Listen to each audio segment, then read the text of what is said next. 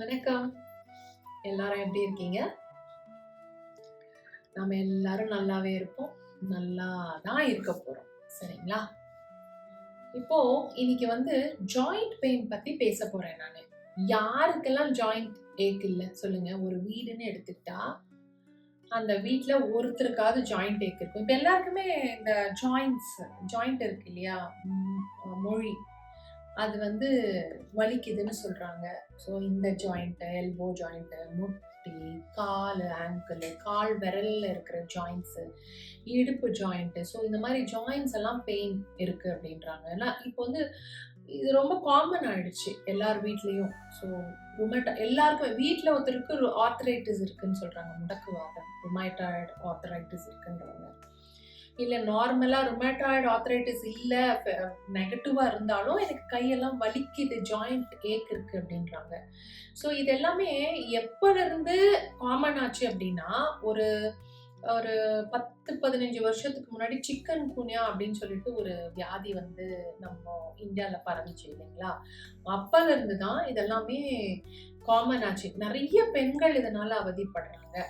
So இப்ப அந்த joint பெயினுக்கு என்ன வருமம் கொடுத்தா அந்த ஜாயிண்ட் பெயின் சரியாகும் அப்படின்றது தான் உங்களுக்கு நான் சொல்லி கொடுக்க போறேன். அந்த 3 வருமம் என்ன அப்படின்னா, எட்டல் வருமம், 2வது வருமம் கொம்பேரி காலம், 3வது வருமம் கிரிகரன் நரம்பு. இந்த 3 வருமத்தை நீங்க ஆக்டிவேட் பண்ண உங்களுடைய ஜாயிண்ட் பெயின் அப்படியே குறைஞ்சிடும், சரியாவும் போயிடும். ஓகே, அது இப்ப எப்படி பண்றதுன்றதை நம்ம பார்ப்போம். வாங்க வீடியோக்குள்ள போகலாம்.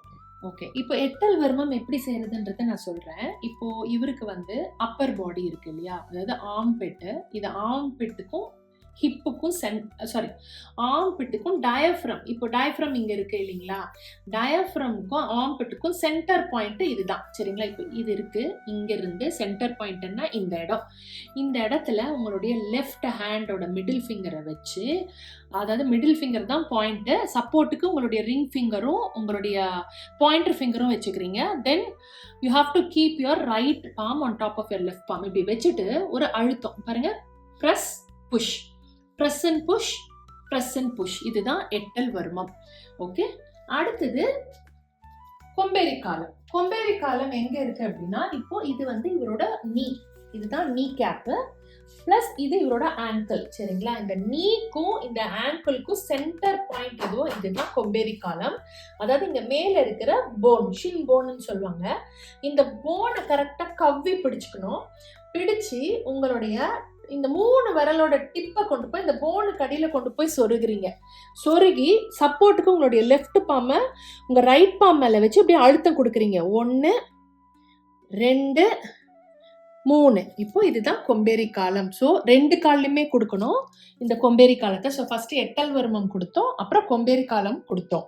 ஸோ 3வதா கிரிகரன் நரம்பு. இப்போ கிரிகரன் நரம்பு எங்க இருக்கு அப்படின்னா, இப்போ இவருடைய மூக்கு, இந்த மூக்குல இருந்து இங்க பாருங்க, இந்த இடத்துல இருந்து ஒரு நரம்பு வரும். அதே மாதிரி இந்த கண்ணேரி எலும்பு இருக்கு பாத்தீங்களா, இந்த கண்ணேரி எலும்பும், அதாவது கண்ணுக்கு அடியில இருக்கிற ஒரு எலும்பு, இந்த எலும்பும் இந்த மூக்கோட எலும்பும் இங்க ஜாயின் பண்ணும் இந்த இடம்.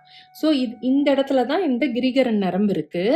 ஆனா இது எப்படி ஆக்டிவேட் பண்ணணும்னா, உங்களுடைய கட்டை விரல் இருக்கு இல்லைங்களா, இந்த சைடு கட்டை விரலோட சைடை கொண்டு இந்த பக்கம் இப்படி வைக்கணும். ஒரு அழுத்தம் கொடுத்து you have to push it up. You have to press பண்ணி இப்படியே மேலே தூக்கணும், ப்ரெஸ் பண்ணி மேலே தூக்கணும். ஸோ இதுதான் கிரிகரன் நரம்பு. ஸோ இப்போ நான் அந்த ஜாயிண்ட் பெயினுக்கு என்னென்ன வருமம் கொடுத்தா அந்த ஜாயிண்ட் பெயின் சரியாகும் அப்படின்றது சொன்னேன். ஸோ ஃபர்ஸ்ட் எட்டல் வருமம், 2வது கொம்பேரி காலம், 3வது கிரிகரன் நரம்பு. ஸோ இதை நீங்கள் காத்தால சாயங்காலம் அப்படின்னு சொல்லிட்டு ஆக்டிவேட் பண்ணிட்டே வாங்க. பார்த்து கையில் நகம் இருக்கக்கூடாது. நீங்கள் பண்ணும்போது நகத்தை கட் பண்ணிக்கோங்க. ஏன்னா இல்லைன்னா உங்களுக்கு புண்ணாக சான்சஸ் இருக்கும் when you do it. So கண்ணு பக்கம்லாம் விரல் எடுத்துன்னு போகும்போது அதை நீங்கள் பார்த்து செய்யணும். Okay, thank you.